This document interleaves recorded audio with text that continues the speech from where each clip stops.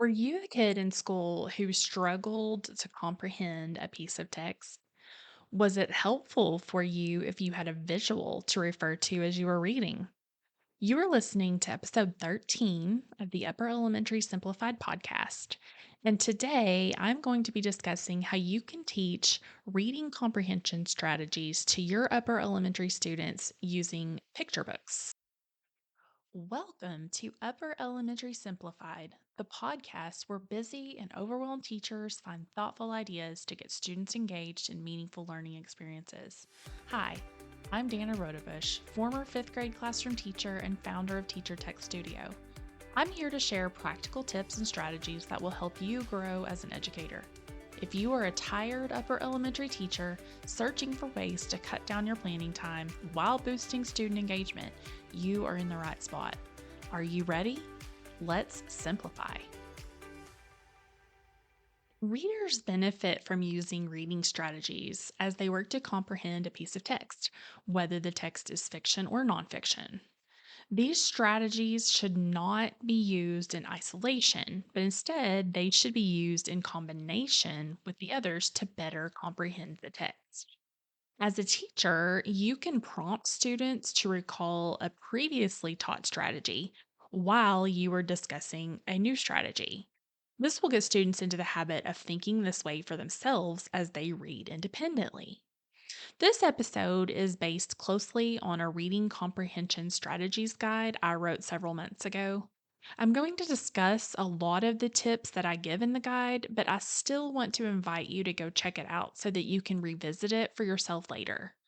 I also give some specific book recommendations and student reference handouts in the guide that you could consider using in your own classroom. You can find the guide at teachertechstudio.com /reading guide or in the show notes for this episode at upperelementarysimplified.com /episode 13. Are you already thinking about the new students you will be meeting and how you can commit your best self to them? Of course you are. You're a teacher. If you are listening in real time before Saturday, July 15th, 2023, then you still have time to participate in the summer challenge for a chance to win a $25 gift card to a retailer of your choice.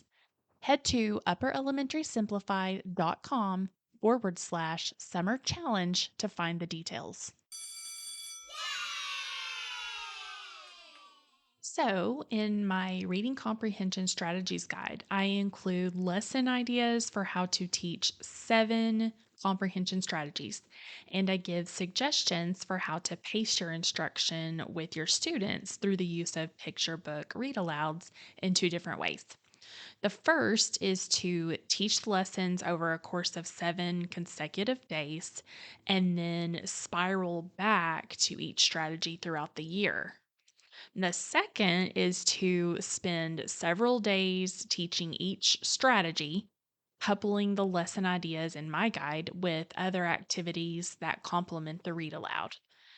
With this pace, you will teach one strategy over the course of a few days to a week, practice with it, and then teach the next strategy using the same schedule. For each of the 7 reading strategies in the guide, I provide you with a statement of meaning, a statement of purpose, a suggested read aloud, suggested discussion items, and a student reference handout, as well as the suggested pacing guide for each lesson. So, the first reading comprehension strategy that you can teach using picture books is a pretty obvious one, and that is visualizing. This one is probably the simplest, at least in my opinion, to correlate with a picture book. Visualizing is when the reader forms pictures in the mind based on the activities or events that are described in the text, as if they're watching a movie. This helps the reader to gain a deeper understanding of the story that will target long term memory, and it teaches the reader to use input from all senses to form images about what they are reading by actually becoming part of the story or the text. Now, even though you are using picture books, I would suggest that you give students time to develop their own visualizations before you let them see the pictures provided by the illustrator of the book. This will help them to build the skill of learning to create those mental images on their own first.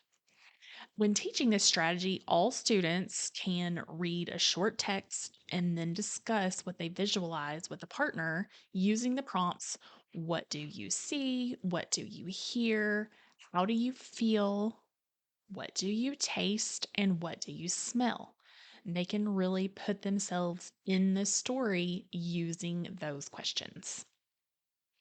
The second reading comprehension strategy to teach using picture books is making connections.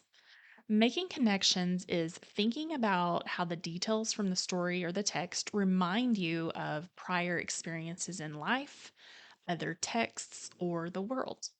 This is useful for building reading comprehension skills because it helps readers understand the text at deeper levels and make meaning of what they read, which helps the reader retain information better and engage more with the text.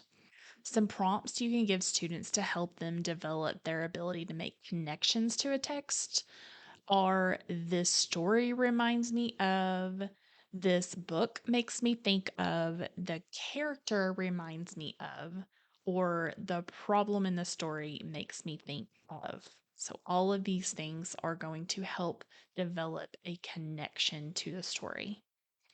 The third strategy is making predictions. Predicting is when the reader makes an educated guess about what will happen next in a story or text based on the details in the text. This helps the reader check his or her understanding of the information in the text. As the reader continues reading, they will stay actively engaged because they will either be confirming or changing their predictions, which also encourages the reader to think ahead. I love the sentence stem. When I read blank, it made me think blank will happen because blank. And some other discussion prompts to use with making predictions are: what do you think will happen next in the story? What do you think will happen at the end of the story? Why do you think this? Was your prediction correct? Fourth reading comprehension strategy I'm going to discuss is questioning. Questioning is when the reader generates and asks questions about the characters, settings, and events in a fiction text and the details, topics, and facts in a nonfiction text. Questioning helps the reader to understand and stay engaged in the text. Teachers should prompt students to ask questions before, during, and after reading a story or a text to help them understand what they are reading and why they are reading it. Asking questions allows readers to make predictions and connections based on what they know and have read. This is a great time to spiral back and demonstrate to students how each of these reading strategies work together. When we make predictions or connections in a text, we are also using questioning strategies. The fifth reading strategy for comprehension is determining importance. Determining importance is when the reader decides which details in the text are important, which are less important, and which are just interesting. This helps the reader understand the author's message or main idea and helps them move through the text smoothly and develop a line of thinking that helps the reading make sense. One detail that is important in the story is blank because blank. The author wants me to understand blank. You can also prompt students with some other questions to get them thinking. Is this detail important? How do you know? Are there any details that are interesting but not critically important to the main message of the text? The next reading strategy on the list is number 6, and that is summarizing. Summarizing is when the reader briefly states the main points of a text. Good readers summarize while they are reading and after they have read a story or a text. A good framework for summarizing a fiction text is: who did what, where, and what was the outcome. Nonfiction is simply: what is the main idea and what details support that main idea. Summarizing a text helps the reader understand the main ideas and focus on key details, which helps them to understand what they are reading and turn their reading into a learning experience. And finally, number seven, and probably the most difficult reading comprehension strategy for students to develop, is making inferences. Making inferences is when the reader uses background knowledge to make a connection to the text and to determine what the author is implying, but not directly stating. The way I explained it to my students was that to make an inference, you take what you know and what you see or read and put them together to come up with a new idea. I know that blank, so after reading, I can infer that blank because blank. Making inferences helps the reader draw conclusions about the text's meaning and purpose, which helps the reader better understand the story or the topic. As students are reading, you can give them prompts like, "What about this story reminds you of a personal experience? What do you know about the topic? What conclusions can you make about the author's message or purpose based on what you already know and what you read?" Using picture books is a great way to not only provide opportunities for your students to have experience with these different reading comprehension strategies, but it is also helpful in helping them to develop a love for reading and comprehending a text. Remember to go check out my reading comprehension strategies guide to get the lesson plans, the book recommendations, and the student reference handouts.